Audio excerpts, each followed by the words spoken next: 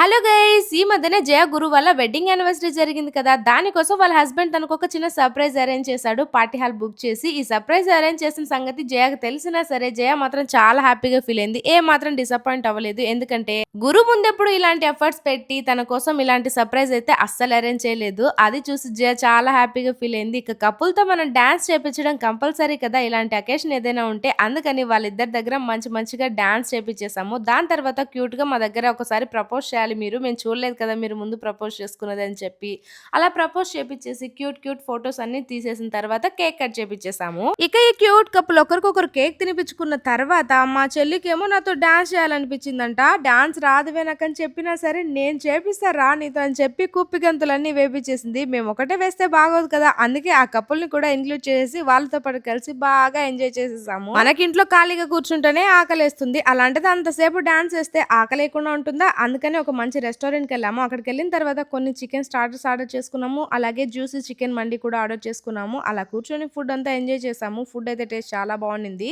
ఇంతవరకు అంతా ఓకే. కానీ వీళ్ళు మాత్రం ఇక్కడ సోంపు కోసం గొడవ పడుతున్నారు గైస్. మీ బ్యాచ్‌లో కూడా ఇలాంటి వాళ్ళు ఎవరో ఒకరు ఉంటారు కదా! వాళ్ళకి రీల్ షేర్ చేసేయండి.